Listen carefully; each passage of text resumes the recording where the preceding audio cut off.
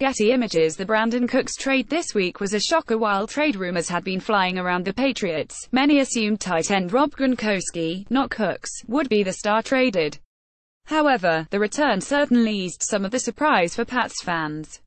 New England traded away a fourth-round selection, but got back first and sixth-round picks in this year's draft, meaning Bill Belichick now has a pair of first and second-round picks to work with. So, what will he do? Here are three potential strategies. The first, and most obvious, is to stay put and use the picks to shore up holes around the roster. After the departures of Nate Solder, Malcolm Butler, and Cooks among others, there are plenty of spots the Pats could stand to improve before next year. Prospects like UCLA's Colton Miller, Texas' Connor Williams, and Notre Dame's Mike McGlinchey might be available on the O-line, while New England could look at Iowa's Josh Jackson, Colorado's Isaiah Oliver, and UCF's Mike Hughes to reinforce the secondary. Quarterback is another need here. If the team doesn't trade up, Bill Belichick would be wise to snap up a passer like Oklahoma State's Mason Rudolph or Washington State's Luke Falk with one of those second-rounders. This strategy would allow the Pats to cover the most ground early in the draft, and would best fit Belichick's style in all his years as coach. GM, personnel SAR, HES only traded up twice in the first round. However, BB could also decide this is the year to spring for one of the top-flight quarterbacks. UCLA's Josh Rosen, USC's Sam Darnold, Oklahoma's Baker Mayfield, and Wyoming's Josh Allen might all be gone by the 15th selection, meaning a trade into striking distance would cost the Pats almost all their extra capital.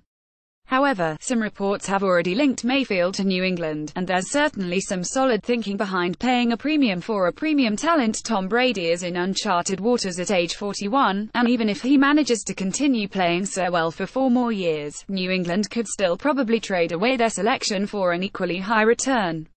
In effect, rinse and repeat. While this is certainly less likely than Belichick sticking to his guns, using the picks at their slots, and finding a hidden gem quarterback later in the draft, the past few years have been anything but business as usual.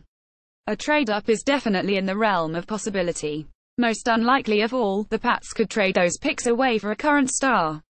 There are plenty of problems with this theory. It doesn't give the team as many shots to develop talent, and it would cost a lot more against the cap. Any star worth multiple first-rounders will require a massive deal to stay in Foxborough. However, it would be a much surer bet than the draft and develop route, and it would offer the Pats a shot at a truly transcendent talent like, some would say, Odell Beckham Jr. And like the idea of trading up for a quarterback, this avenue offers a reasonable chance that the Pats can sell high a year or two down the road.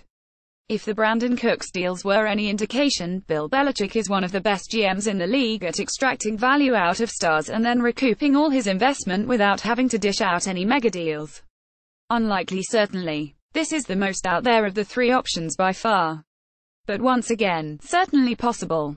The new picks have given the Pats a lot of flexibility in this draft. Tune in April 26 to 28 to see which route they take. Like what you read more by me here, and follow me on Twitter at Aidan Stinson.